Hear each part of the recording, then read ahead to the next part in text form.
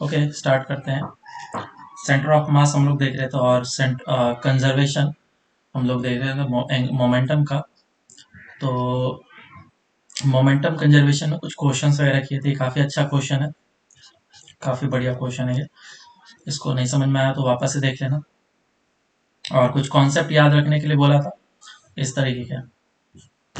तो momentum conservation में एक और क्वेश्चन जो पूछा जाता है वो मैं कराता हूँ, क्योंकि ट्रिकी क्वेश्चन आते हैं ना, तो तुम्हारे दिमाग में होना चाहिए कि हाँ, इस टाइप का क्वेश्चन सर ने करा दिया है। बराबर, क्वेश्चन ऐसा गिवन रहेगा कि मान लो ये एक कार्ट है और इस कार्ट के ऊपर ये पर्सन खड़ा है और इसका मास कैपिटल एम और इसका मास स्मॉल एम है। तो बोला गया कि the person jumps to the right with a velocity v with respect to the cart, then find the speed of the cart। ठीक है, कार्ट की स्पीड कितनी है ये निकालो। देखो, इस क्वेश्चन के लिए क्या करना होगा हमें कि जो इसने बोला है कि v is the velocity with respect to the cart, तो जब कार्ट मूव करने लग जाएगा तो इसकी इस डायरेक्शन में वेलोसिटी होगी v2, और ग्राउंड के रेस्पेक्ट में मैंने इस आदमी की वेलोसिटी ली जब ये इस तरफ जंप करेगा तो होगा v1। दोनों की वेलोसिटी ग्राउंड के रेस्पेक्ट में, लेकिन यहाँ पे जो v वेलोसिटी दिया है विद रेस्पेक्ट टू कार्ट दिया है, तुम्हें इस कार्ट की वेलोसिटी देखनी पड़ेगी। अब ये भी चीज है कि with respect to the cart, cart का दो सिचुएशन है, एक इनिशियली और एक फाइनली। तो कौन सा सिचुएशन को उसने चूज करा है? तो फाइनल सिचुएशन को अगर मैं अभी चूज कर रहा हूँ, तो फाइनल सिचुएशन को चूज करा है तो with respect to cart velocity of the man with respect to the cart क्या हो जाएगा, V M minus V C. और ये तुम्हें दिया गया है, डेट इज वी। और वी एम कितना है, V velocity of man V one है, और minus minus of V two हो जाएगा। तो ये कितना हो जाएगा, V one plus V two, that is equals to V. ये हमें फर्स्ट इक्वेशन मिला है। दूसरा, मोमेंटम कंजर्वेशन। क्या इनिशियली रेस्ट पे था सिस्टम? बिल्कुल हाँ। तो फाइनल मोमेंटम भी बिल्कुल जीरो होना चाहिए। तो फाइनल मोमेंटम कितना हो जाएगा पहले आदमी का, तो एम वी वन, और जो हमारा कार्ट है उसका कितना हो जाएगा, M V two. Negative direction में जा रहा है इसलिए माइनस लिया। और क्या इनिशियल मोमेंटम और फाइनल मोमेंटम सेम होना चाहिए, तो इधर से हो जाएगा zero is equal to small M V one minus capital M V two, और M V one is equal to capital M V two आ गया। मुझे निकालने क्या बोला है, वेलोसिटी ऑफ द कार्ट निकालने के लिए बोला है। तो ये हमारा पहला इक्वेशन है और ये हमारा दूसरा इक्वेशन। इन दोनों इक्वेशन को बस सॉल्व कर लेना। तो पुट कर लेते हैं, v is equals to, v1 का वैल्यू पुट कर लेता हूँ मैं, upon small m plus of v2, common ले लो v2 को, ये हो जाएगा capital M plus small m upon divided by small m into v2। So v2 will be equals to small mv upon capital M plus of small m। तो इस बात का ध्यान रखेंगे कि वेलोसिटी किसके रेस्पेक्ट में दिया गया है वो हमें क्वेश्चन में जरूर चेक कर लेना चाहिए। लेकिन अगर कुछ नहीं लिखा है कि सिर्फ jump right with the speed of v, that means वो ग्राउंड के रेस्पेक्ट में बोल दिया। फिर चलो एक और क्वेश्चन करते हैं, कुछ सिंपल सिंपल क्वेश्चन है। एक ब्लॉक है m मास का जो कि v वेलोसिटी से आ रहा था फ्रिक्शनलेस सरफेस पे, और एक वेज है जो कि कुछ इस तरीके का है, ऐसा। और इस वेज का भी मास जो है वो स्मॉल m है, बराबर। या फिर 2m ले लेता हूँ, चलो। तो पूछा गया, और सभी पूरा का पूरा फ्रिक्शनलेस सरफेस है, और ये जो वेज है ये मूव कर सकता है, ठीक है। This is wedge which is placed on a frictionless surface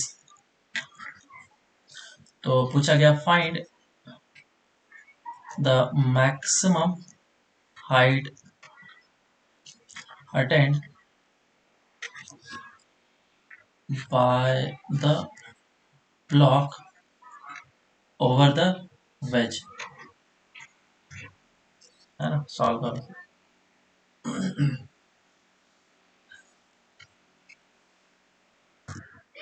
ये क्वेश्चन अच्छा है अगर फर्स्ट टाइम कर रहे हैं, तो सेकंड टाइम के लिए फिर ये क्वेश्चन उतना अच्छा नहीं है। अभी तक हम लोगों ने क्या क्या चीज पढ़ा हुआ है। एक चीज पढ़ा है energy conservation, work power energy से। सर्कुलर मोशन में फिर हम लोगों ने पढ़ लिया कि फॉर्मूला लगाना सेंट्रीपिटल फोर्स वाला, ठीक है, जो इम्पोर्टेंट है। ये दूसरा इक्वेशन बनता है इससे। तीसरा अभी जो हम लोगों ने पढ़ा है सेंटर ऑफ मास से, ये हम लोगों ने पढ़ा है मोमेंटम कंजर्वेशन करना। ये तीनों चीज हमारे ट्रिकी होते हैं। तो यहाँ पे हमें दो चीज का यूज करना है। एनर्जी कंजर्वेशन यूनिवर्सल है, वो हर एक जगह पे यूज हो सकता है। कुछ सर्टेन कंडीशंस के बाद ही हो सकता है। ऐसा नहीं कि एनर्जी का लॉस हो तो मैं एनर्जी कंजर्वेशन नहीं कर सकता हूँ, लेकिन क्योंकि फ्रिक्शनलेस सरफेस है तो एनर्जी कंजर्वेशन हो सकता है। और दूसरा मोमेंटम कंजर्वेशन, क्योंकि अभी सेंटर ऑफ मास ही हम पढ़ रहे हैं, विदाउट इसके तो अभी कुछ हो नहीं सकता है। तो करते हैं। देखो इनिशियली सिस्टम क्या था, कुछ इस तरीके से था और इसके पास वेलोसिटी था। तो कोई भी दो चीजें जब मूव कर रहे हैं और उसका फाइनल वेलोसिटी निकालना है, तो मुझे इसको सिस्टम में ले लेना है। ये सिस्टम ले लिया। क्या सिस्टम पे एक्सटर्नल फोर्स लग रहा है क्या? एक्स डायरेक्शन में नहीं। External force on the system in x direction is zero, so we can say that the momentum will be conserved, है ना। तो इनिशियल मोमेंटम कितना है? इनिशियल मोमेंटम एक वन का होगा और एक टू का होगा। वन का इनिशियल मोमेंटम कितना है? mv। और सेकंड का कितना है? जीरो। तो इनिशियल, अरे जीरो रेस्ट पे है ना वो तो। अब क्या हुआ, ये ब्लॉक इसके ऊपर चढ़ना स्टार्ट करेगा, और ये ब्लॉक जैसे ही ऊपर चढ़ना स्टार्ट करेगा तो ये वेज भी आगे के डायरेक्शन में मूव करना स्टार्ट कर देगा, है ना। मान लो कि ये जो वेज है एक वेलोसिटी अटेंड कर लिया v डैश, और उसी समय ये एक मैक्सिमम हाइट को रीच किया h। उसके बाद जाकर के क्या हो जाएगा? स्टॉप। पहले ऊपर जाएगा और फिर स्टॉप होगा, उसके बाद फिर वापस नीचे आना स्टार्ट हो जाएगा। तो ऊपर जब चढ़ जाएगा ये, तो ऊपर चढ़ने के बाद उस समय ये रुक चुका है, रिलेटिवली रुका है, ग्राउंड के रेस्पेक्ट में नहीं रुका है, इसके रेस्पेक्ट में, वेज के रेस्पेक्ट में ये ब्लॉक रुका हुआ है। तो मैं बोल सकता हूँ कि दोनों अब साथ साथ में चल रहा है, तो दोनों की वेलोसिटी कितनी होगी? v डैश, है ना। तो ये हो जाएगी इस इंस्टेंट पे मैक्सिमम हाइट, क्योंकि इसकी वेलोसिटी इस डायरेक्शन में अब बिल्कुल भी नहीं है, ये हो चुका है जीरो। इसीलिए मैं मैक्सिमम हाइट h बोल रहा हूँ। तो दूसरा चीज है मोमेंटम कंजर्वेशन। क्या अब इस सिस्टम पे मैं नेट मोमेंटम देखूंगा, तो फाइनल मोमेंटम कितना हो जाएगा? Final momentum will be equals to one का प्लस टू का। वन का मोमेंटम कितना है? स्मॉल एम वी डैश, और सेकेंड का कितना है? कैपिटल एम वी डैश, और मास उसका साइड 2m दे रखा है, तो इसको मैं 3m वी डैश कर लेता हूँ। क्या इनिशियल मोमेंटम और फाइनल मोमेंटम सेम होना चाहिए? बिल्कुल हाँ, क्योंकि एक्सटर्नल फोर्स एक्स डायरेक्शन में जीरो है। So M V will be equals to 3m V dash. इधर से मेरे पास v डैश कितना आ जाएगा? 3v कहाँ, v/3 आया ना। v डैश की बात कर रहा हूँ मैं। समझ में आया क्या? अच्छा, ये मुझे अगर v डैश मिला तो मुझे निकालने क्या क्या बोला गया? h, कि h का वैल्यू कितना होगा। तो h कैसे निकलेगा? Energy conservation. अब सेकंड काम तो ये करना है, पहला मोमेंटम कंजर्वेशन कर लिया, अब मुझे करना है एनर्जी कंजर्वेशन। और एनर्जी कंजर्वेशन कैसे करेंगे? इनिशियली जो था वो सिर्फ इसके पास वेलोसिटी था और इसके पास कुछ भी नहीं था, लेकिन फाइनली इन दोनों के पास वेलोसिटी आ गया और हाइट भी गेन कर लिया। तो यहाँ पे सिर्फ और सिर्फ काइनेटिक एनर्जी है, पोटेंशियल एनर्जी कितना? जीरो। और फाइनल सिचुएशन पे काइनेटिक एनर्जी भी है और पोटेंशियल एनर्जी भी है। काइनेटिक एनर्जी कितना इनिशियली था, half of M we square, और फाइनल काइनेटिक एनर्जी कितना, दोनों मास का वेलोसिटी सेम है तो दोनों मास को ऐड कर लेता हूँ, हाफ एम वी डैश का स्क्वायर, वी डैश कितना है वी बाई 3 का whole square, plus potential energy क्योंकि मास कुछ हाइट अटेन कर लिया है तो पोटेंशियल एनर्जी आ जाएगा एम जी एच। अब इसी को सॉल्व करना है और इधर से मेरे पास half M we square by 3 is equal to M G H, और इधर से मेरे को एच निकल के आ जाएगा। समझ में आया क्या? 1 माइनस 1/3 2/3 और 1/3 एम वी स्क्वायर आएगा।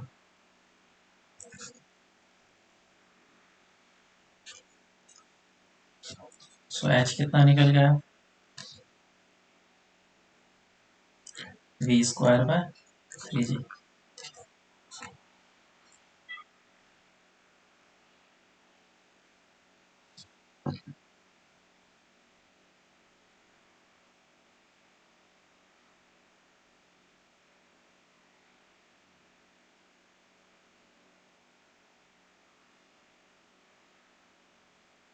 हाँ बोलो, क्या बोल रहे हो? हेलो।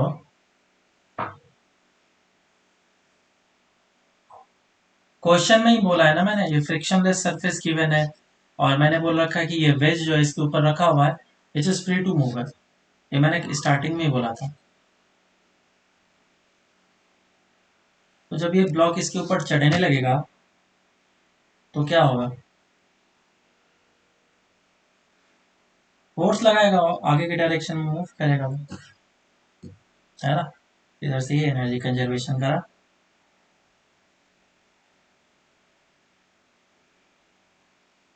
वन बाई टू भी तो था। नहीं समझ में आया? Half M we square common ले लिया, 1 माइनस 1/3 आया, कितना है 2/3, और 1/2 एम वी स्क्वायर है तो 2 कैंसिल आउट हो गया, 1/3 एम वी स्क्वायर। ये आ गया हमारा आंसर। आगे चलते हैं, इसी क्वेश्चन में ये बोला जाएगा कि ब्लॉक जब वापस रिटर्न होने लगेगा तो उस समय उसकी वेलोसिटी कितनी होगी। तो क्वेश्चन पूछा गया, फाइंड द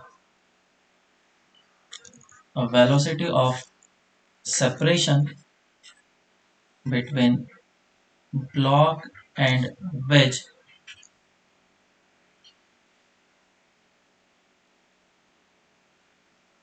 when block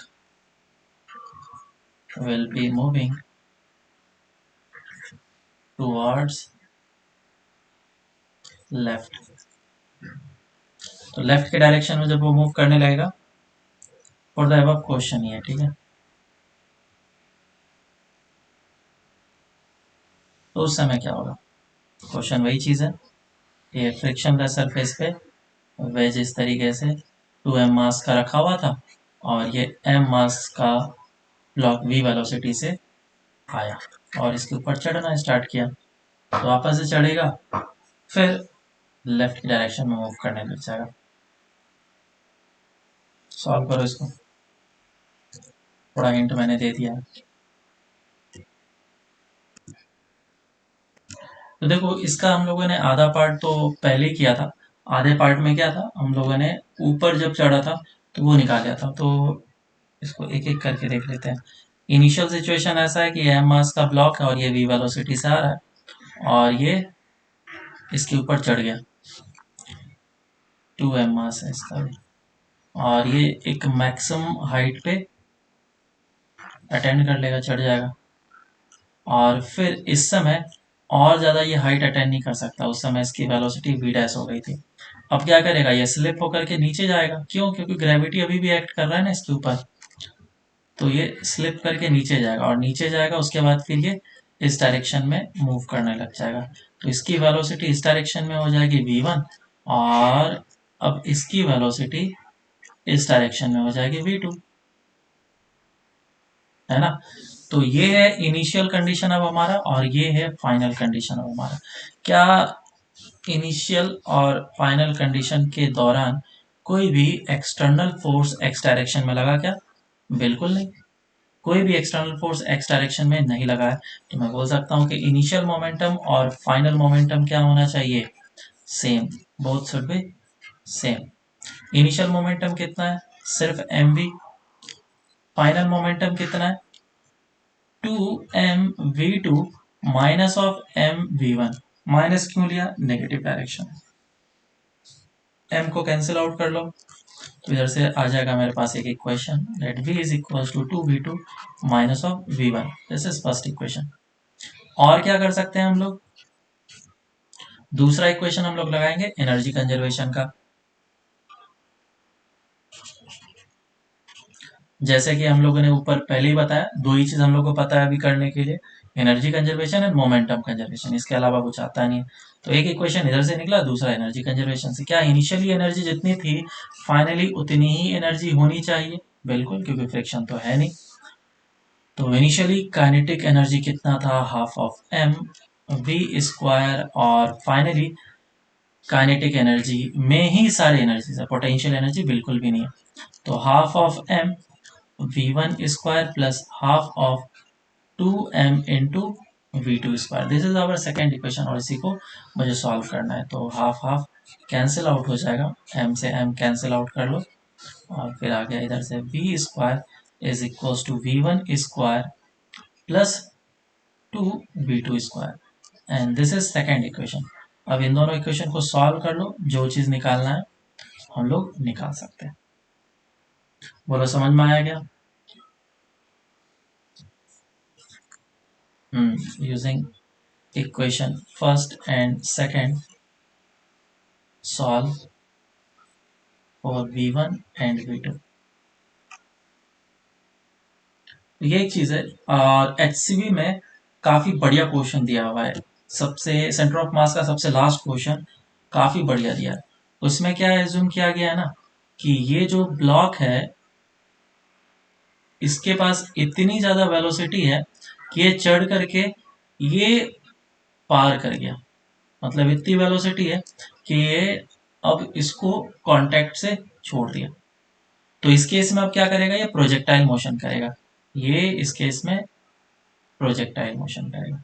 तो इस क्वेश्चन को जब करोगे तो इस बात का ध्यान कर लेना, यहाँ ये इसको छोड़ करके बाहर निकलेगा तो एनर्जी कंजर्वेशन, और एनर्जी कंजर्वेशन करने के बाद इस लोकेशन पे वेलोसिटी पता चलेगा, और वेलोसिटी पता चलेगा तो फिर प्रोजेक्टाइल मोशन करने के बाद हम लोग मैक्सिमम हाइट वगैरह सब कुछ निकाल सकते हैं, कहाँ पे गिरेगा वो सारा चीज निकाल सकते हैं।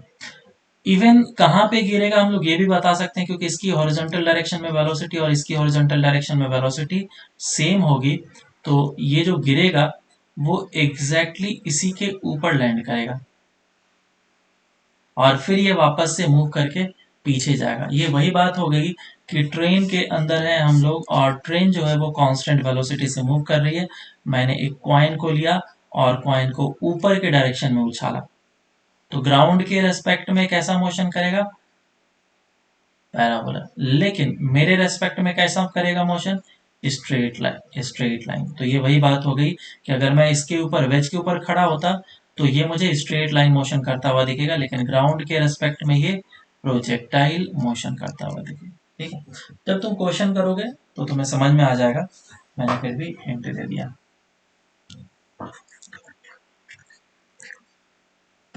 अब आगे चलते हैं हम लोग। और भी तरह तरह के वैरायटी ऑफ क्वेश्चन बन सकते हैं। देखो, बनाने के लिए क्या है, इसमें ढेर सारे क्वेश्चन बनते हैं, लेकिन उतने करने की जरूरत नहीं है। सारे कॉन्सेप्ट मैंने अभी तक कवर कर लिया। अब इसका नेक्स्ट कॉन्सेप्ट जो आता है that is spring mass system. वो काफी बढ़िया कॉन्सेप्ट है, स्प्रिंग मास सिस्टम। ठीक है,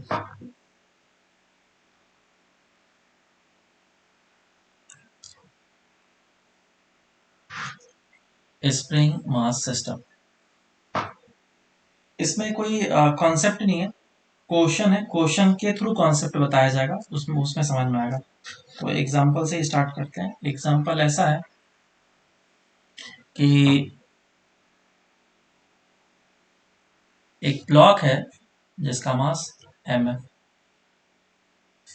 ठीक है, या फिर थोड़ा अलग ले लेते हैं, 2m मास है, और ये स्प्रिंग से अटैच्ड है, और अभी स्प्रिंग नेचुरल लेंथ में था और इसका स्प्रिंग कांस्टेंट k है, और ये सभी सिस्टम फ्रिक्शनलेस सरफेस पे रखे हुए हैं।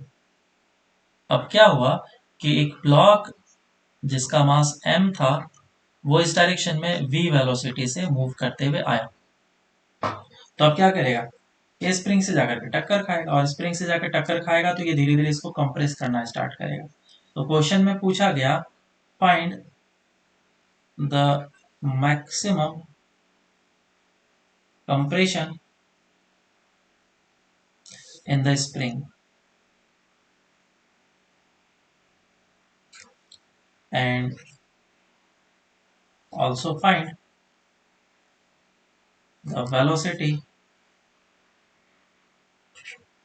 of 2m at that instant। ठीक है, चलो इसको सॉल्व करने की कोशिश करो पहले तुम लोग। हाँ, स्प्रिंग का मास नहीं है, हमेशा स्प्रिंग मासलेस ही रहेगा पूरे फिजिक्स में। करने की कोशिश करो पहले। तो देखो इसके लिए क्या करना पड़ेगा, इसको पहले अच्छे तरीके से सोचो, इस सिस्टम को सोचो कि क्या होगा जैसे ये जाकर के टक्कर खाएगा। मान लेता हूँ इसकी वेलोसिटी v नॉट है, तो जैसे ये जाकर के टक्कर खाएगा तो स्प्रिंग में कंप्रेशन करना स्टार्ट करेगा, स्प्रिंग में आएगा कंप्रेशन, और थोड़ा कंप्रेशन होने के बाद ये इस पे इस डायरेक्शन में फोर्स लगाएगा, और ये इस पे इस डायरेक्शन में फोर्स लगाएगा। तो स्प्रिंग दोनों साइड में उतना ही फोर्स लगाता है, ये हमें पता है।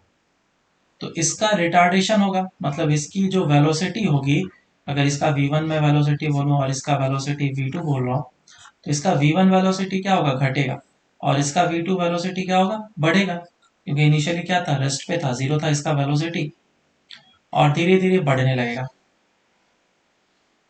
तो एज्यूम करते हैं एक वैल्यू कि लेट से ये था 10 मीटर पर सेकेंड से आ रहा था, और इसकी वेलोसिटी थी 0,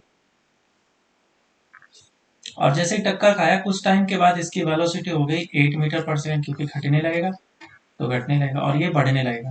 इसकी वेलोसिटी लेट से 2 मीटर पर, नहीं नहीं नहीं, माइनस होता है जरूरी नहीं है, ठीक है, पहला चीज मैं बस एक एजम्पशन लिया हूँ, ठीक है, समझाने के लिए। तो ये 2 मीटर पर सेकेंड हो गया। तो अल्टीमेटली इन दोनों पॉइंट के बीच का डिस्टेंस बढ़ रहा है या घट रहा है टाइम के साथ, तो मुझे ये बताओ। ये 8 से जाना चाहता है और ये 2 से जाना चाहता है, इन दोनों के बीच का डिस्टेंस बढ़ेगा या घटेगा, घटेगा ऑफकोर्स, घटेगा, मतलब स्प्रिंग में और कंप्रेशन होगा, बहुत अच्छी बात है, और स्प्रिंग में और ज्यादा कंप्रेशन होगा तो फोर्स का वैल्यू और ज्यादा बढ़ेगा। तो अब इसकी वैल्यू 8 से घट करके हो गई 6 मीटर पर सेकेंड, और इसकी हो गई 4 मीटर पर सेकेंड। तो अभी भी अगर इसका 6 मीटर पर सेकेंड है और इसका 4 मीटर पर सेकेंड है वेलोसिटी, तो इन दोनों के बीच का डिस्टेंस बढ़ेगा या घटेगा, इसका मतलब अभी और कंप्रेशन हो सकता है, बराबर है। तो मैंने अब क्या किया, और ये फोर्स बढ़ाया, बढ़ाया क्या मतलब स्प्रिंग कंप्रेस हुआ तो और फोर्स बढ़ेगा, और अब इसकी वेलोसिटी हो गई लेट से 5 मीटर पर सेकेंड, और इसकी वेलोसिटी हो गई 5 मीटर पर सेकेंड। तो अब इन दोनों के बीच का डिस्टेंस बढ़ेगा या घटेगा, क्या होगा, ना तो बढ़ेगा ना तो घटेगा, ये कांस्टेंट हो जाएगा। तो इस पर्टिकुलर इंस्टेंट ऑफ टाइम पे स्प्रिंग में हुआ मैक्सिमम कंप्रेशन, स्प्रिंग में हुआ मैक्सिमम कंप्रेशन। तो कंडीशन क्या डालना चाहिए बोलो मैक्सिमम कंप्रेशन के लिए, कि दोनों की जब तक वेलोसिटी सेम ना होगी तब तक मैं मैक्सिमम कंप्रेशन नहीं बोल सकता हूँ। अब क्योंकि स्प्रिंग कंप्रेस्ड है, अभी इस इंस्टेंट पे स्प्रिंग कंप्रेस्ड है, तो अभी भी फोर्स जो है वो इस पे इसी डायरेक्शन में लगेगा, और इस पे इस डायरेक्शन में लगेगा, मतलब कि इसकी वेलोसिटी और बढ़ेगी, ये 6 मीटर पर सेकेंड हो जाएगा और ये 4 मीटर पर सेकेंड हो जाएगा।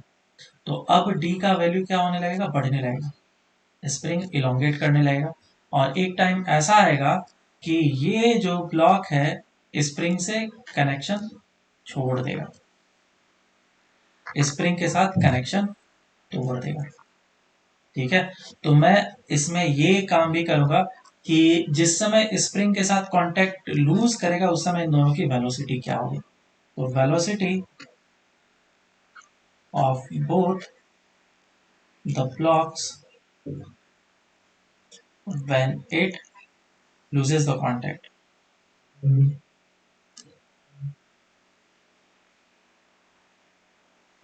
with the spring। ठीक है, ये चीज का हमें ध्यान रखना है। अब चलो क्वेश्चन को करते हैं, हम लोग को कॉन्सेप्ट समझ में आ चुका है, अब आगे कुछ करने की जरूरत नहीं है। तो पहले मैंने इनिशियल स्टेट बनाया, ये जो एम मास था ये कितने वेलोसिटी से आ रहा था, बी नॉट से, और स्प्रिंग के साथ ये ब्लॉक अटैच्ड है 2m मास का, और फिर ये जाकर के टक्कर खाया और मैक्सिमम कंप्रेशन किया। तो एक बात समझ में आ गया, जिस समय मैक्सिमम कंप्रेशन होगा उस समय दोनों की वेलोसिटी क्या होगी, सेम, ये होगा v डैश और ये होगा v डैश, और इसमें कंप्रेशन हो गया x अमाउंट से, नेचुरल लेंथ से x कंप्रेशन हो चुका है।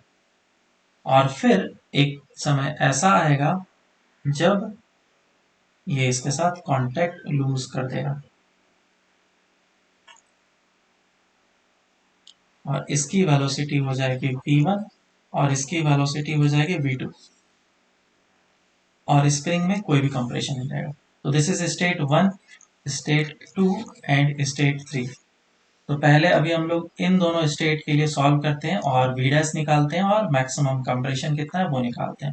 पहला काम करेंगे हम लोग मोमेंटम कंजर्वेशन।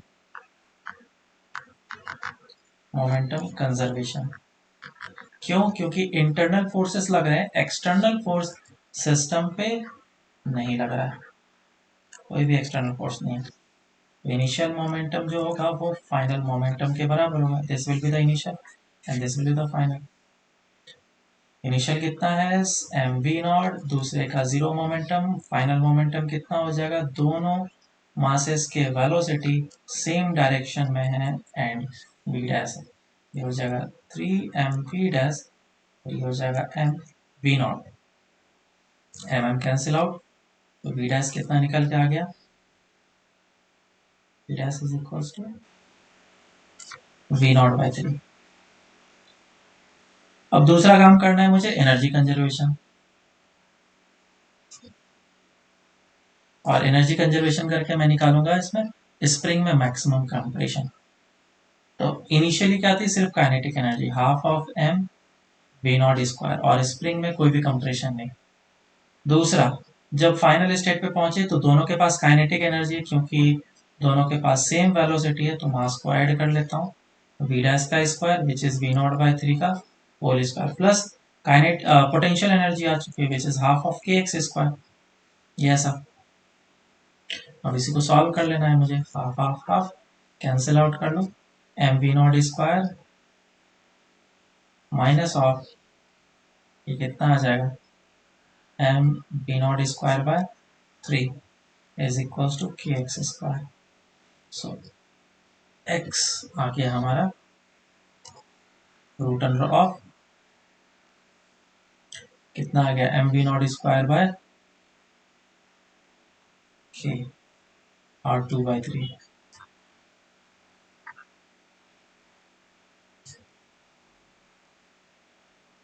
बोलो सबको समझ में आया या नहीं आया, सेम आया ना। तुमने क्या कॉन्सेप्ट लगाया,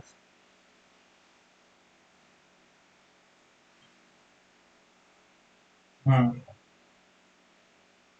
हम्म ठीक है। अब देखो इसमें ये पार्ट भी आएगा कि बताओ जब कांटेक्ट लूज कर देगा तो उस समय इसकी वेलोसिटी कितनी होगी। बोलो क्या करना पड़ेगा, पहले तो तुम लोग करने की कोशिश करो फिर मैं करता हूँ। देखो,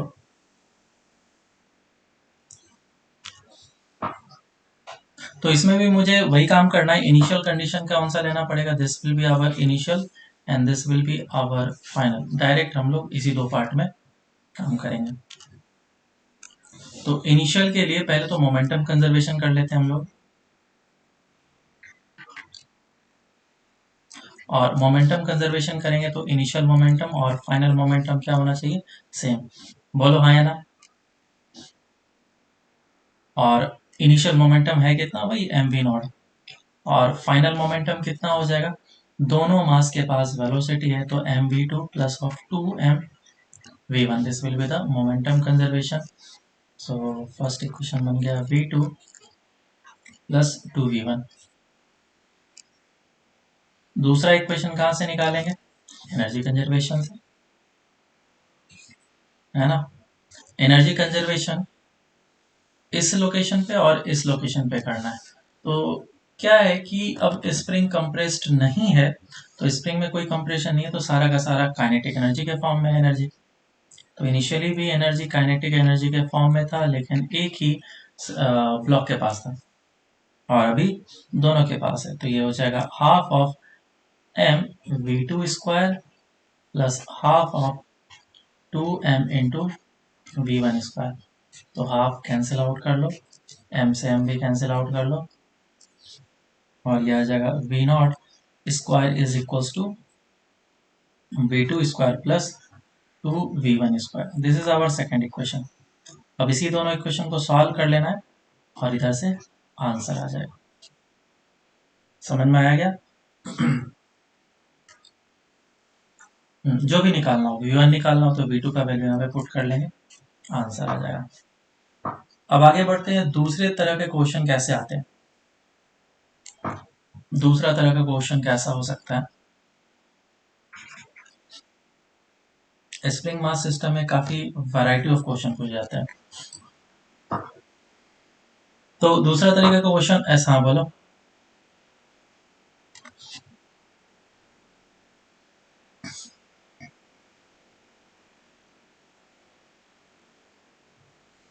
कौन सा, इधर, हाँ, फर्स्ट एंड थर्ड पार्ट में।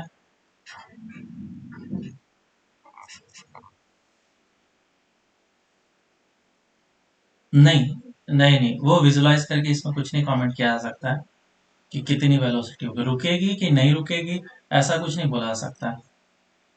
कांटेक्ट कब लूज करेगा, ये क्या बोल सकते हैं हम लोग कि जब स्प्रिंग काफी पूरा का पूरा रिलैक्स पोजीशन पे आ जाएगा, तभी तो कांटेक्ट लूज करेगा। जब तक वो कांटेक्ट में होगा फोर्स लगाते जाएगा। तो कॉन्सेप्ट ये था, इसीलिए हमने एनर्जी कंजर्वेशन में यहाँ पे काइनेटिक पोटेंशियल एनर्जी जीरो लिया। ठीक है।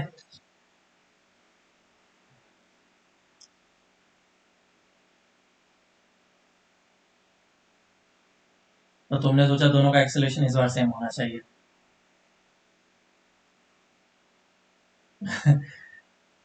एक्सेलरेशन तो सेम है लेकिन जीरो है।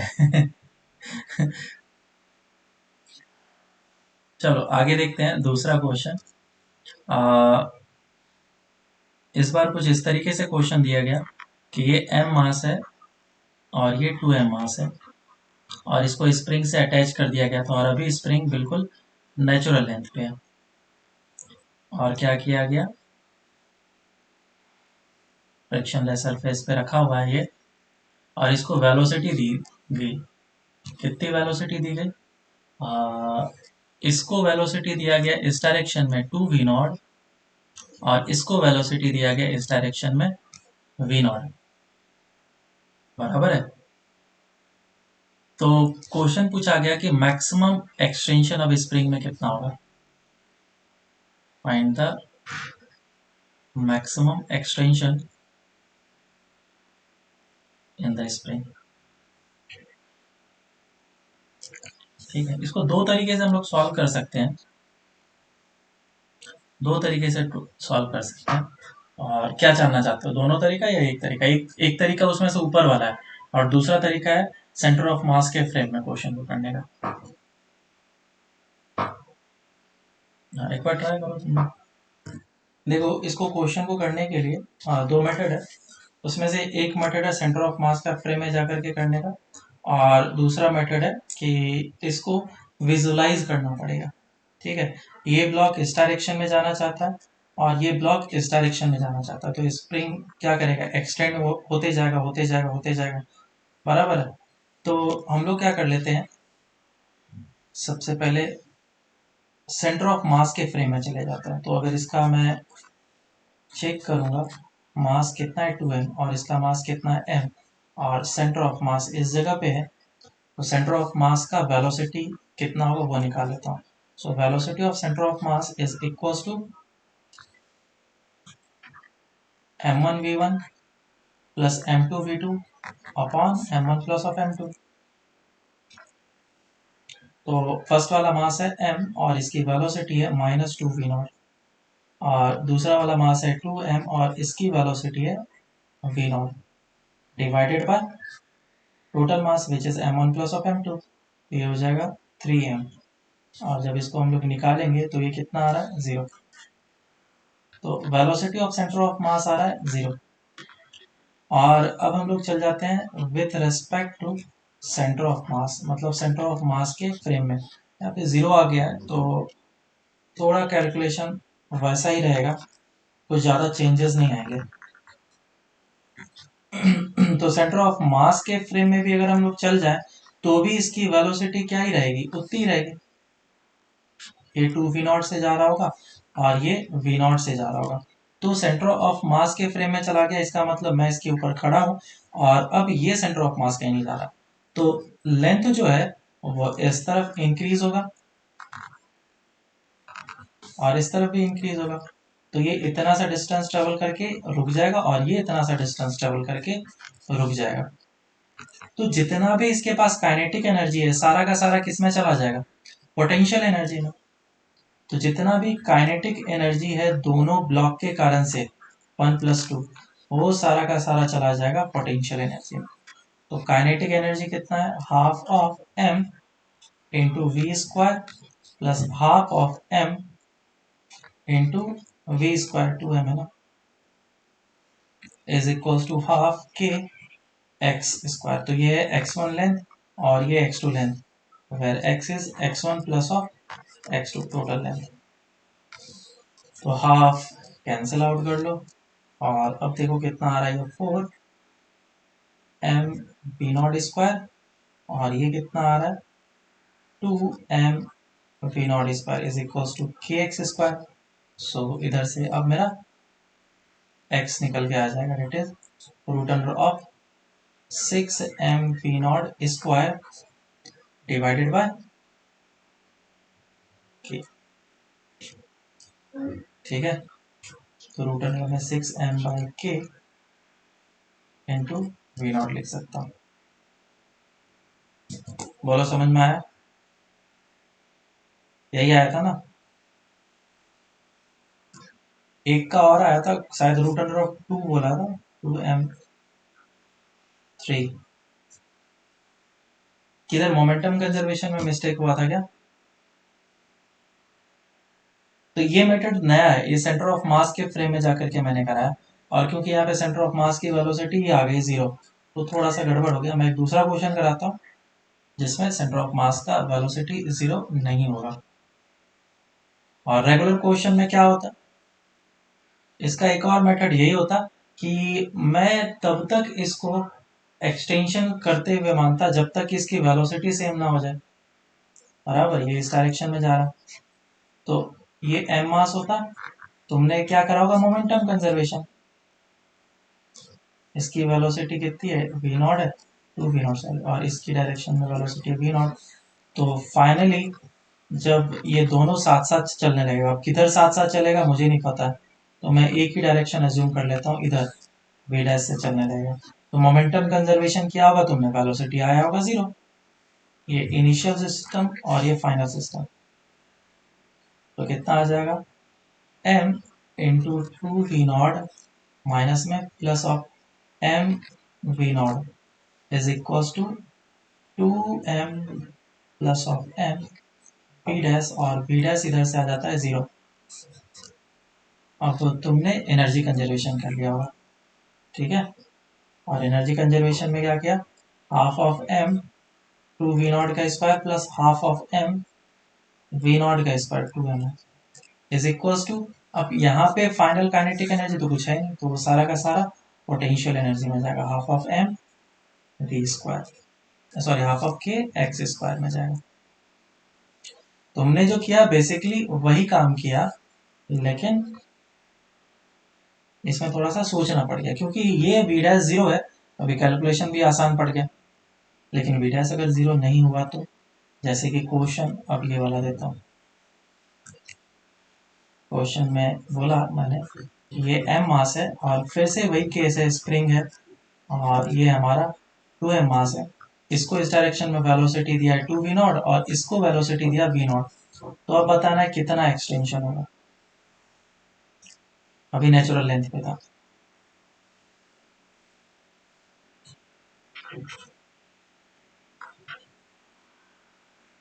तो सेंटर ऑफ मास के फ्रेम के तरीके से करो, जल्दी से करके बताओ कितना आ रहा है।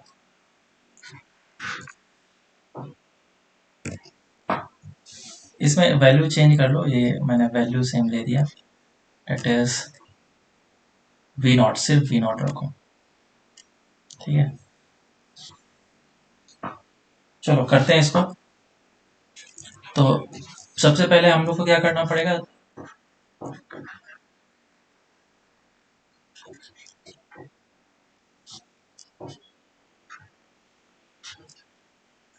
इन दोनों डायरेक्शन में वेलोसिटी इसकी दी गई है।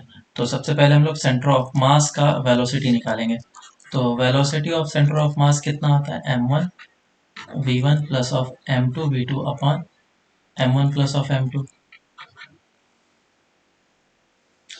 तो first mass that is 2m into v naught, और ये नेगेटिव डायरेक्शन में वेलोसिटी है इसीलिए मैंने इसको ऐसे लिखा, divided by total mass that is 3m। तो कितना आ जाएगा, ये m कैंसिल आउट हो जाएगा, v नॉट बाय 3। तो velocity of centre of mass positive direction में और v नॉट बाय 3 से, velocity of centre of mass is equals to v naught by 3। अब मैं with respect to centre of mass, मतलब मैं सेंटर ऑफ मास पे जाके बैठना चाहता हूँ, with respect to centre of mass. तो सेंटर ऑफ मास के फ्रेम में अगर जाकर के मैं बैठूंगा तो इसको रोकना पड़ेगा, रोकने के लिए मुझे इस डायरेक्शन में कितनी वेलोसिटी देनी पड़ेगी, v नॉट बाय 3। इसका मतलब हर एक पार्टिकल पे वेलोसिटी v नॉट बाय 3 देना पड़ेगा। तो मेरा फाइनल सिचुएशन कैसा दिखेगा, फाइनल सिचुएशन में ये स्प्रिंग है और इस स्प्रिंग से ये दोनों ब्लॉक अटैच्ड हैं, इसके पास मास है और मैं अब सेंटर ऑफ मास के ऊपर बैठ चुका हूँ। ये छोटा सा चींटी बन करके बैठ गया, छोटा आदमी, और इसके पास वेलोसिटी जो है इस डायरेक्शन में कितनी हो जाएगी, इन दोनों वेलोसिटी का रिजल्टेंट, तो v naught minus v not by 3 कितना हो गया, ये 2v0/3। और इधर कितनी वेलोसिटी आ जाएगी, v0 plus v0/3 which is 4v0/3 बराबर। अब अगर मैं सेंटर ऑफ मास पे बैठा हूं तो सेंटर ऑफ मास की वेलोसिटी हो गई है 0। और इस बात को तुम प्रूव भी कर सकते हो, अगर तुम अभी इन दोनों के मोमेंटम को ऐड करोगे तो टोटल मोमेंटम जो आएगा वो 0 आएगा। देखो आ रहा है क्या, 4mv0/3 इसका है और ये आ रहा है 4mv0/3। तो तुमने क्या किया है, नेट मोमेंटम 0 कर लिया, और नेट मोमेंटम 0 करने का फायदा ये हुआ कि अब तुम्हारा सेंटर ऑफ मास का वेलोसिटी कुछ भी नहीं है, बस ब्लॉक मूव करेगा, और ब्लॉक मूव करेगा एक लेफ्ट में और एक राइट में। मैक्सिमम इस जगह तक पहुंच सकता है, वो इस जगह तक पहुंच गया, और ये मैक्सिमम इस जगह तक पहुंच सकता है, वो इस जगह तक पहुंच गया। इसने कुछ x1 डिस्टेंस ट्रेवल किया, इसने x2 डिस्टेंस, और इस जगह पे जाने के बाद ये रुक गया होगा और फर्दर एक्सटेंशन नहीं करेगा, और दोनों सेम टाइम पे ही रुकेगा। क्यों सेम टाइम पे रुकेगा, रीजन बताओ। क्योंकि इनिशियल मोमेंटम 0 है ना, तो फाइनल मोमेंटम भी तो 0 ही होना चाहिए, तो दोनों की वेलोसिटी क्या होनी पड़ेगी, 0 होनी पड़ेगी।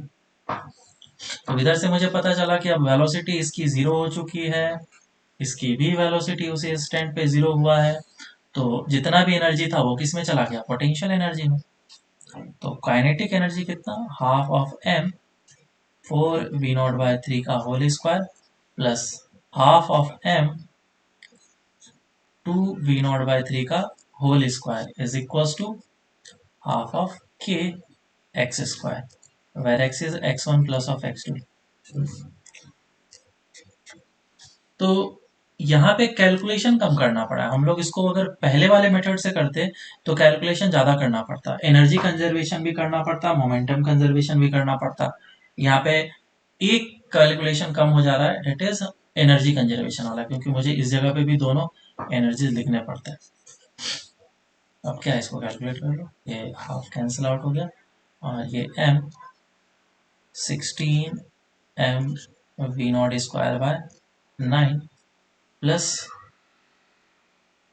8 m v0 square is equal to K x square. तो इधर से तुम्हारा x आ जाएगा।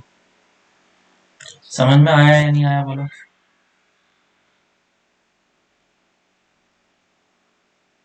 बोलो। हम्म,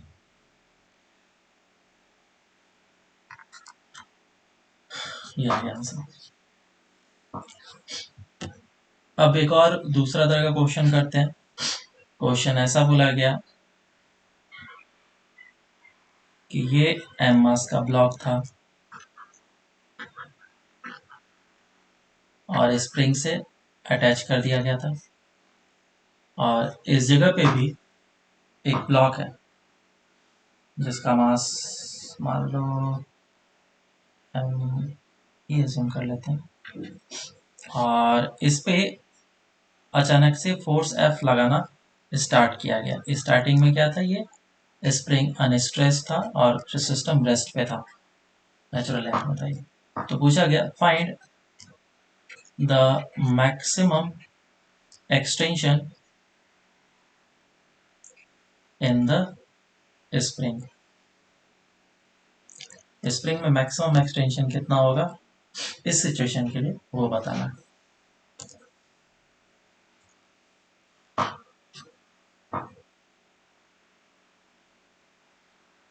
क्या करना पड़ेगा, ये एम मास और ये स्प्रिंग से अटैच्ड है दूसरा एम मास, और इस पे फोर्स लगाया गया, तो इसका एक्सोलेशन इस डायरेक्शन में होगा a1 और इसका भी एक्सोलेशन होगा a2। लेकिन इस इंस्टेंट ऑफ टाइम पे t इज इक्वल टू 0 पे a1 एक्सोलेशन का वैल्यू कितना होगा, a1 is equal to f/m, और a2 कितना होगा 0, बराबर। और ये स्प्रिंग कांस्टेंट k है। तो मैं सेंटर ऑफ मास का एक्सोलेशन निकालना चाहता हूँ, सेंटर ऑफ मास का। हमेशा हम लोग सेंटर ऑफ मास के फ्रेम में जाते हैं। तो acceleration of centre of mass will be equal to m1 a1 plus m2 a2 upon total mass. m1 a1 कितना हो जाएगा f, और m2 a2 0 divide by total mass it is 2m, ये हो जाएगा f/2m। So this is एक्सोलेशन of centre of mass. मतलब कि ये जो है आगे की डायरेक्शन में कितने से जा रहा है, f/2m से जा रहा है। तो मुझे क्या करना है, सेंटर ऑफ मास के फ्रेम में जाना है। तो with respect to centre of mass इसको रोकना पड़ेगा, क्योंकि इसका एक्सोलेशन आगे की डायरेक्शन में। तो इतना एक्सोलेशन f/2m मुझे अपोजिट डायरेक्शन में हर एक पे लगाना पड़ेगा,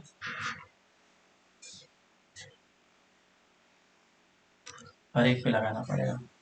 तो अब with respect to centre of mass के फ्रेम में जब हमारा एक्सप्लोरेशन आएगा दोनों ब्लॉक का, वो कितना आएगा,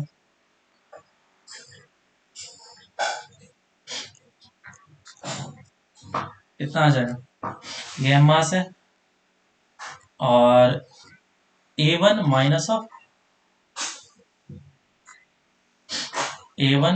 ऑफ f/2m होगा, और a1 का वैल्यू है f/m माइनस ऑफ f/2m।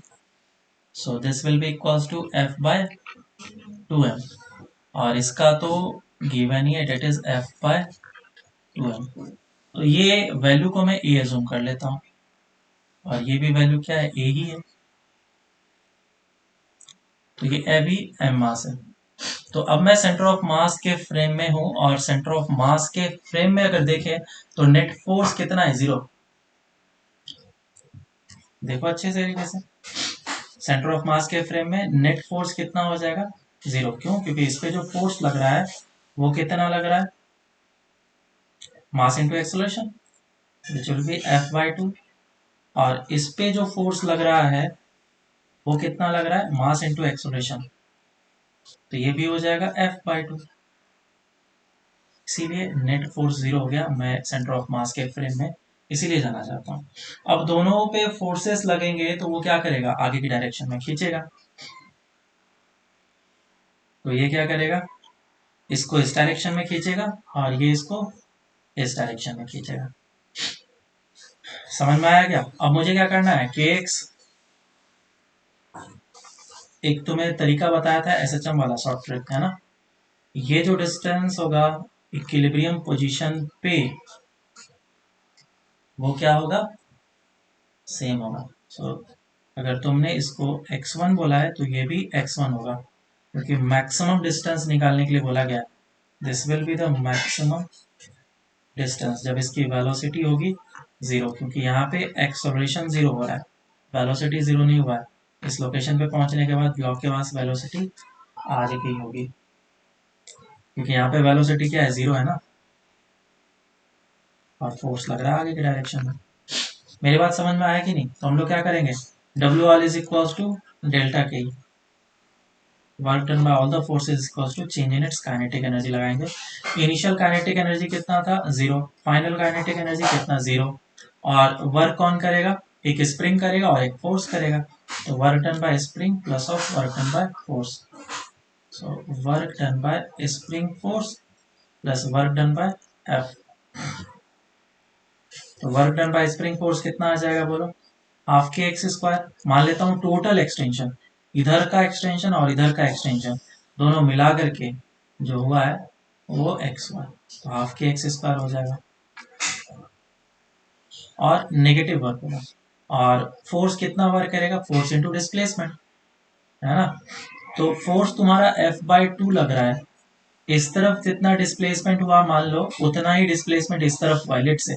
तो ये अगर x1 है तो इधर भी कितना होगा, x1, तो 2x1 हो जाएगा। समझ में आया क्या? लेकिन टोटल डिस्टेंस जो है वो तो x ही रहेगा, 2x1 will be equal to x, क्योंकि मैंने इस जगह पे एक्सपोर्ट करा है। तो अल्टीमेटली जो वर्क हुआ वो इतना ही वर्क हुआ, फोर्स इंटू डिस्प्लेसमेंट। मेरी बात समझ में आएगा?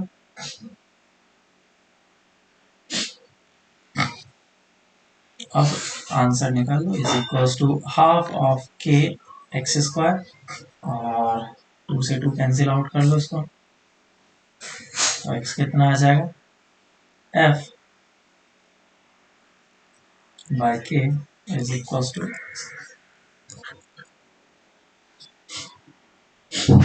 ठीक है ना। चलो अब हम लोग आगे चलते हैं, एक और क्वेश्चन करो तुम लोग।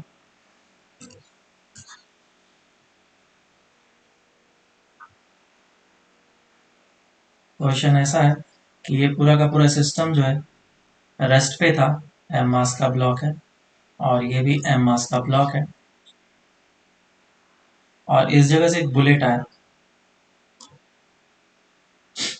जिसका मास भी एम था, और इसकी वेलोसिटी थी वी नॉट, और स्प्रिंग कांस्टेंट के, और जाकर के टक्कर खाया।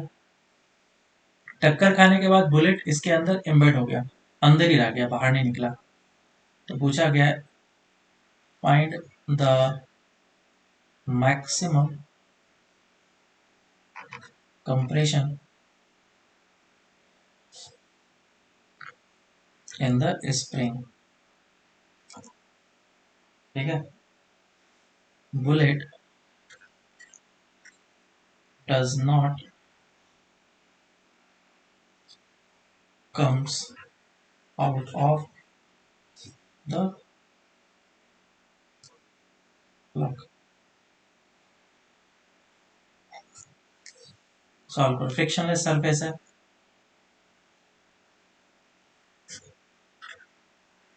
Is equal to 0।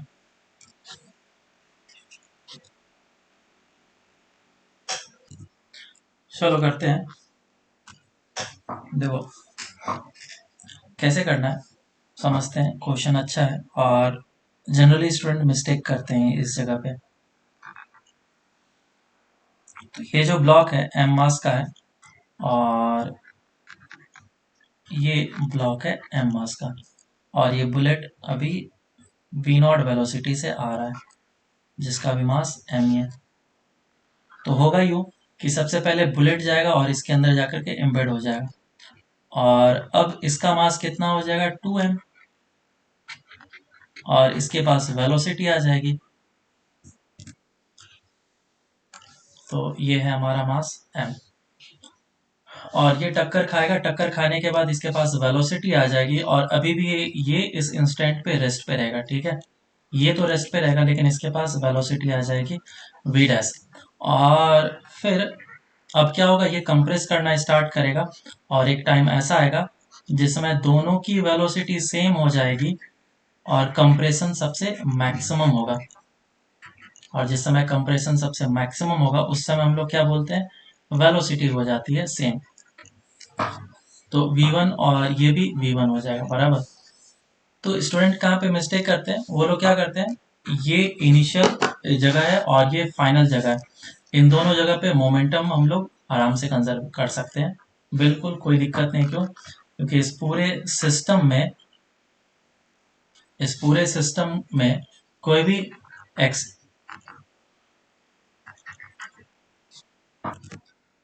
तो ये हमारा इनिशियल और फाइनल स्टेट है, और मोमेंटम कंजर्वेशन हम लोग आराम से कर सकते हैं एक्स डायरेक्शन में फोर्स, क्योंकि जीरो है। बिल्कुल सही। तो हम लोगों ने मोमेंटम कंजर्वेशन कर लिया।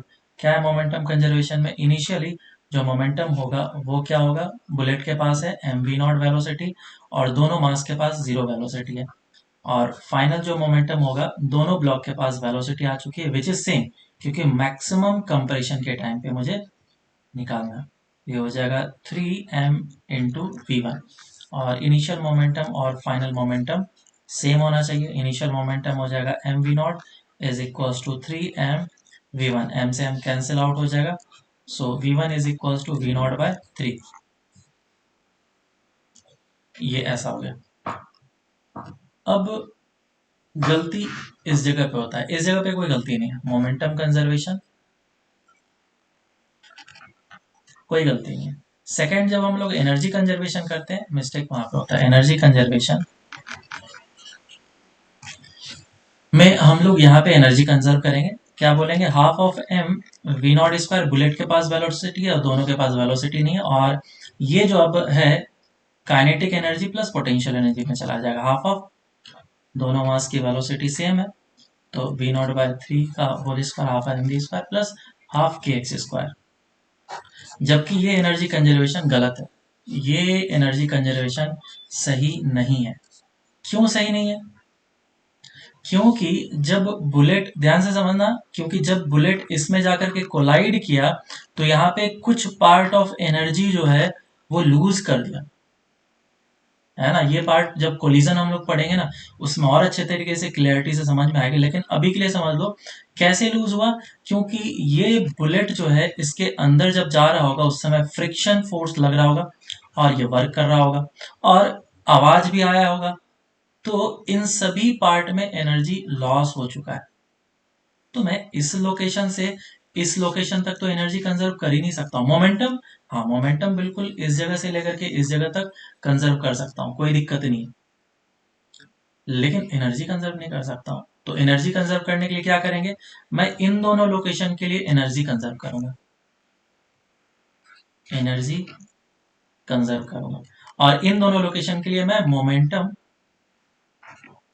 भी कंजर्व करूंगा, बराबर। तो देखो मोमेंटम कंजर्वेशन का कोई प्रॉब्लम नहीं है, कोई इशू नहीं है। तुम अगर मोमेंटम भी कंजर्व करोगे तो भी कोई प्रॉब्लम नहीं आएगा। तो मैं इसको बोल लेता हूँ 1 2 एंड 3। तो 1 2 में पहले मोमेंटम कंजर्व कर लेते हैं, तो फर्स्ट एंड 2 में मोमेंटम कंजर्वेशन, मोमेंटम कंजर्वेशन करेंगे तो इनिशियली बुलेट के पास सिर्फ वेलोसिटी थी, बाकी किसी के पास नहीं। और जब बुलेट कोलाइड किया तो इसके पास वेलोसिटी आ जाएगी 2m मास हो जाएगा बुलेट, क्योंकि उसी के अंदर आ गया, और v डैश और दूसरे मास की वेलोसिटी 0। सो v डैश कितना आ जाएगा, v dash will be equals to v0/2, v0/2। अब मैं एनर्जी कंजर्वेशन करूंगा सेकेंड एंड थर्ड के लिए। एनर्जी कंजर्वेशन करूंगा तो कितना एनर्जी है, जब बुलेट एम्बेड हो चुका है 2m मास, इसकी वेलोसिटी है v0/2 और इसका मास कुछ भी नहीं। और जब बहुत ही ज़्यादा कंप्रेस हो जाएगा तो दोनों की वेलोसिटी सेम हो जाएगी, जो कि हम लोगों ने निकाल रखा है v1 which is equals to v0/3 निकाला था, है ना। ये देखो ये निकाला था। तुम चाहे यहाँ पे भी मोमेंटम कंजर्वेशन कर लो, 1 3 में मोमेंटम कंजर्वेशन कर सकते हैं, 1 2 में मोमेंटम कंजर्वेशन कर सकते हैं, 2 3 में मोमेंटम कंजर्वेशन कर सकते हैं, कोई प्रॉब्लम नहीं, आंसर हमेशा सेम आएगा। लेकिन एनर्जी कंजर्वेशन सिर्फ हम लोग 2 3 में कर सकते हैं। तो अब कंजर्वेशन कर लेते हैं, कितना हो जाएगा, हाफ 2m, ये इनिशियल और ये फाइनल, हाफ 2m v0/2 का होल स्क्वायर, और कोई भी पोटेंशियल एनर्जी नहीं और बाकी किसी के पास काइनेटिक एनर्जी नहीं है, इज इक्वल्स टू, यहाँ पे दोनों मास के पास वेलोसिटी आ चुका है, हाफ ऑफ 3m v0/3 का whole square plus potential energy that is half of k x square. अब मुझे इसी को सॉल्व करना है, कितना आ जाएगा, ये हाफ हाफ कैंसिल आउट कर लो, तो ये हो जाएगा 2m v0/2 sorry 4 is equals to 3m into v0/9 plus of k x square. तो इधर आ जाएगा v0/2 minus v0/3 is equals to kx square. So x is equals to root under of 3 minus 2, 1/6, 1/6 v0 square divided by k. This will be the answer. m मास हटा दिया मैंने, m तो रहेगा ना।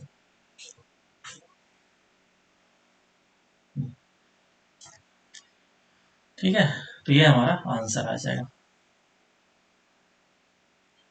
हाँ, क्योंकि यही गलती करते हैं जब स्टूडेंट्स बहुत ज़्यादा पढ़ लेते हैं, कोलिजन वगैरह करा देता हूँ तो भी वही गलती करते हैं क्योंकि उनको यही चीज़ बिल्कुल समझ में नहीं आता है कि यहाँ पे एनर्जी का लॉस हो जाता है। नहीं, समझ में आता है, लेकिन वो क्या होता है ना, कभी कभी जल्दी जल्दी में मिस्टेक करते हैं, तो इस चीज़ को अवॉइड करना है। बाकी फिर चलो हम लोग नेक्स्ट, नहीं नहीं नहीं नहीं नेग्लेक्ट करना था, कभी नेग्लेक्ट नहीं करना है।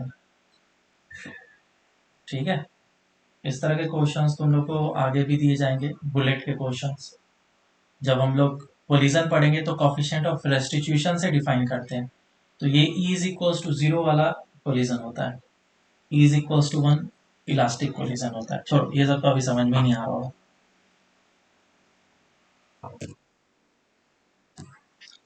Next is impulse and impulsive force.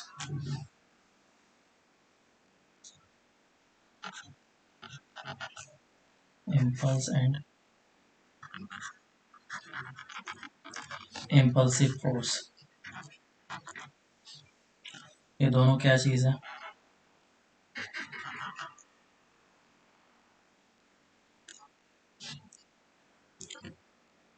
तुमने अपने डे टू डे लाइफ में इम्पल्स का नाम सुना ही होगा, ये इम्पल्स लगाया, लेकिन इम्पल्स का मतलब यहाँ पे हम लोग को अब समझ में आएगा। इम्पल्स जो होता है वो बेसिकली चेंज इन मोमेंटम के बराबर होता है, और इम्पल्सिव फोर्स के कारण से जो चेंज इन मोमेंटम हुआ है उसे हम लोग इम्पल्स बोलते हैं, बराबर।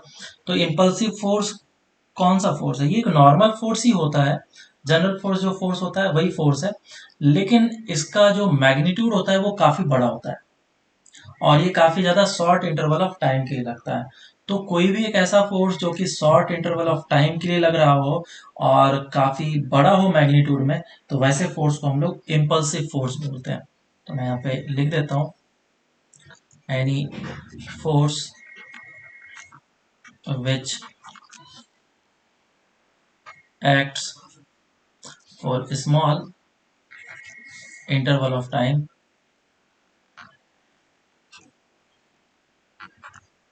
and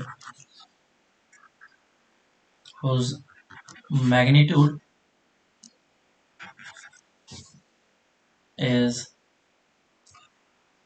large, then it is called impulsive force.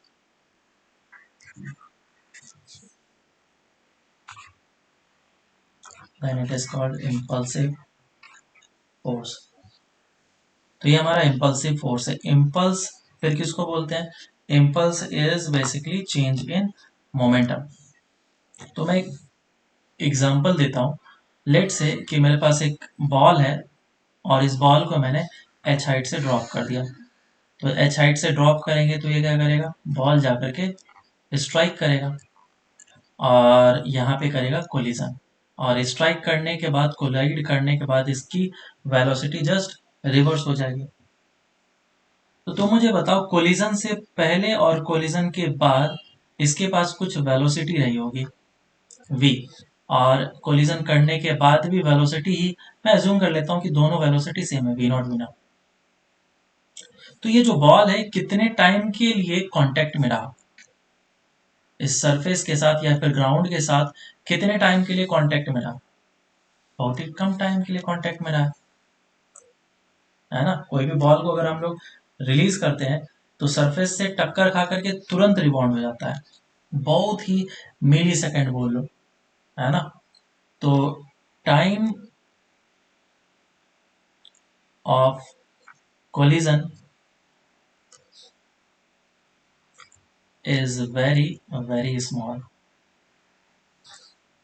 and for that period of time, for that instant of time के लिए इस पे जो नॉर्मल फोर्स लगा होगा ये काफी बड़ा अमाउंट में लगा होगा. क्यों? क्योंकि सोचो 10⁻³ सेकेंड तक कांटेक्ट में रहा और इतने टाइम में इसकी वेलोसिटी वी नॉट से चेंज होकर के वापस से वी नॉट हो गई.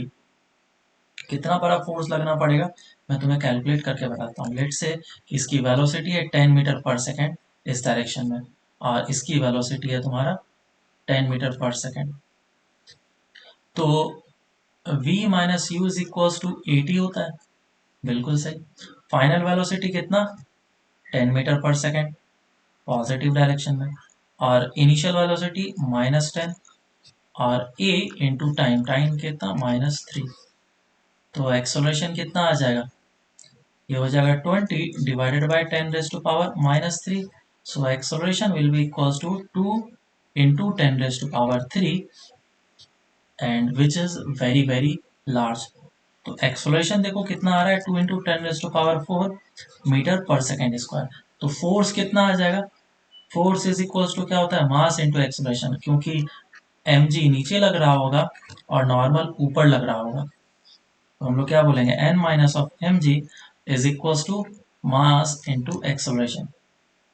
मान लो कि 1 kg का मास है तो normal minus of 1g is equal to 1 into ए.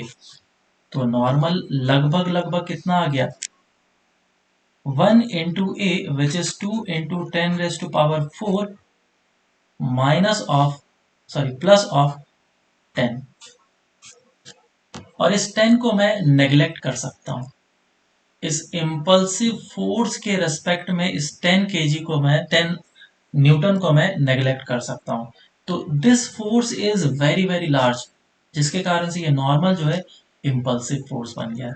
इसे हम लोग बोलते हैं इम्पल्सिव फोर्स, जो कि सिर्फ और सिर्फ 10⁻⁻10 सेकेंड के लिए लगा, और उस ड्यूरेशन के लिए जो फोर्स लगा है वो काफी बड़ा मैग्नीट्यूड में लगा. ठीक है. इसका अगर ग्राफ बनाए तो ग्राफ कुछ ऐसा बनेगा. ग्राफ मैं बाद में बनाता हूँ, पहले मैं इम्पल्स बताता हूँ. तो दिस इज इम्पल्सिव फोर्स. तो इम्पल्स किसको बोलते हैं? Impulse is basically equals to the, impulse is equals to the change in momentum. Change in momentum. और ये कैसे देख सकते हैं हम लोग, इसका फॉर्मूला हम लोग देख लेते हैं। तो इम्पल्स को हम लोग कुछ इस तरीके से डिफाइन करते हैं, impulse is equal to integration f d t, where I is impulse, F is impulsive force, and it is the time for which this impulsive force is acting. तो I क्या है हमारा impulse, and F is impulsive force। जैसे कि ऊपर वाले case में impulsive force कौन सा था, normal, and dt is the time. जैसे ऊपर वाले केस के लिए dt कितना टाइम हो जाएगा, delta T on an average ले लेंगे, dt क्योंकि काफी ज्यादा छोटा टाइम है, delta T on an average time that is 10⁻³ था ऊपर वाले केस के लिए। ठीक है, इसी को मैं थोड़ा और सॉल्व कर लेता हूँ। हमें पता है एक और फॉर्मूला आ जाएगा इससे, हमें पता है कि फोर्स इज इक्वल टू क्या होता है, dp/dt होता है, और I is equal to impulse is equal to integration f d t होता है। तो मैं इस f का वैल्यू पुट किया इसमें, और जब इसको पुट करेंगे तो ये कितना आ जाएगा, dp/dt into D T cancel out हो जाएगा, और ये हो जाएगा इंटीग्रेशन dp, और इनिशियल से फाइनल तक इसको इंटीग्रेट करेंगे तो I कितना आ जाएगा, p final minus of p initial which is change in momentum. तो इसका मैं फाइनल, हाँ, इसका मैं फाइनल फार्मूला लिख लेता हूँ, उसके बाद टाइम लेता हूँ। Intensity sorry I impulse is equal to integration f d t, और ये मोमेंटम वेक्टर क्वांटिटी है याद रखना, तो हम लोग इस तरीके से वेक्टर लिखेंगे तो इम्पल्स भी क्या बनेगा, वेक्टर क्वांटिटी। सो इस पे वेक्टर लगा दो, और ये p final minus of p initial होगा, या फिर तुम m कॉमन ले लो अगर सेम मास है तो v final minus of v initial लिखा जाएगा। So this is the impulse का फॉर्मूला, और इसका यूनिट चाहो तो तुम अब निकाल सकते हो, यूनिट क्या होगा, मोमेंटम का यूनिट होगा, बराबर, इम्पल्स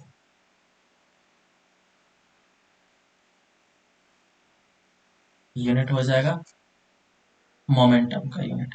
p का यूनिट क्या होता है, m into v which is k g metre per second, and second thing is it is a vector quantity, it is a vector quantity।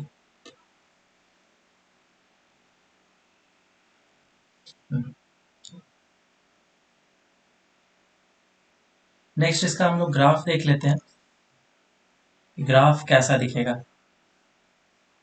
तो कोई भी बॉल आया और बॉल आकर के टक्कर खा रहा है, ठीक है, ये सरफेस है और ये इसके साथ टक्कर खाया, तो इसके पास वेलोसिटी था इस डायरेक्शन में v नॉट, और टक्कर खाने के बाद फिर ये टर्न ले लिया और इस डायरेक्शन में इसके पास वेलोसिटी हो गई v नॉट। तो इस ड्यूरेशन में, इस छोटे से टाइम वाले ड्यूरेशन में डेल्टा टी टाइम के लिए वो कांटेक्ट में रहा, तो उतने से ड्यूरेशन में इसके ऊपर एक इम्पल्सिव फोर्स लगा, डेट इज इस केस के लिए नॉर्मल है, इम्पल्सिव फोर्स, आईएमपी मतलब इम्पल्सिव फोर्स, इंपॉर्टेंट नहीं। तो इसका अगर मैं फोर्स वर्सेस टाइम का ग्राफ बनाऊंगा तो कैसा बनेगा,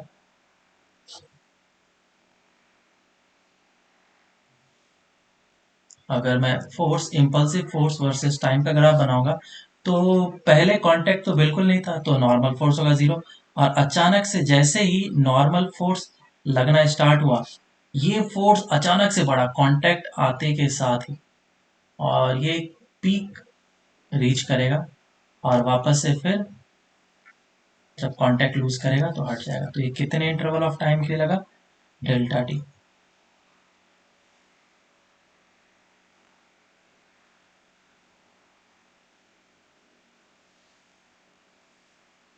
क्या नीचे आएगा मतलब,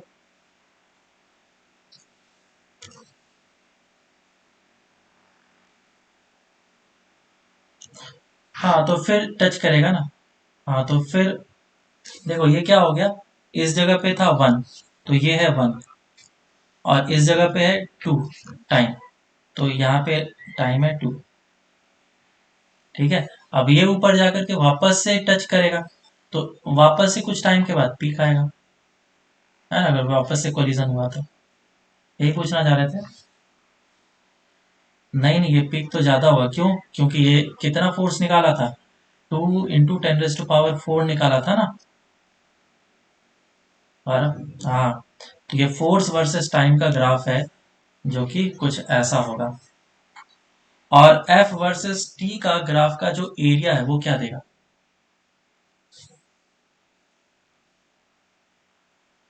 इम्पल्स देगा। ठीक है।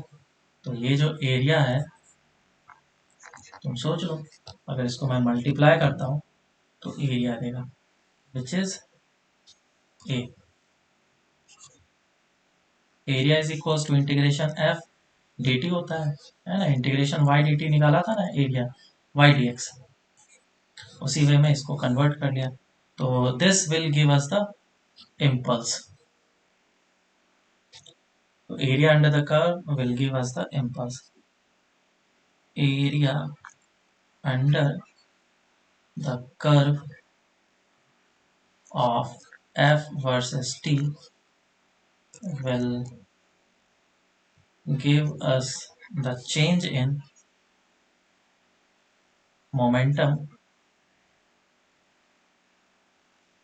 or impulse by impulsive force। ठीक है, ये चीज बोलो।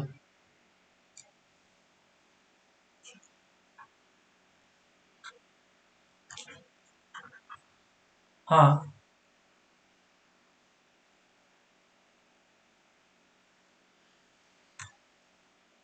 नहीं सेम होगा, क्योंकि अभी हमने क्या अज्यूम करा है कि वेलोसिटी का लॉस नहीं हो रहा है, एनर्जी का लॉस नहीं हो रहा है। एनर्जी का लॉस नहीं होगा तो वेलोसिटी का भी लॉस नहीं होगा, तो सेकेंड पीक में भी उतना ही टक्कर खाने के बाद वेलोसिटी होगा, है ना। लेकिन अगर एनर्जी का लॉस हो रहा होता तो फिर पीक के बारे में हमें सोचना पड़ता कि वो कम होगा या ज्यादा। ज्यादा तो नहीं हो सकता, एनर्जी बढ़ेगा तो नहीं, कम ही होगा। ठीक है क्या? ओके, चलो ठीक है, फिर बाकी हम लोग अब नेक्स्ट क्लास से स्टार्ट करते हैं। ये कंप्लीट कर लिया हम लोगों ने।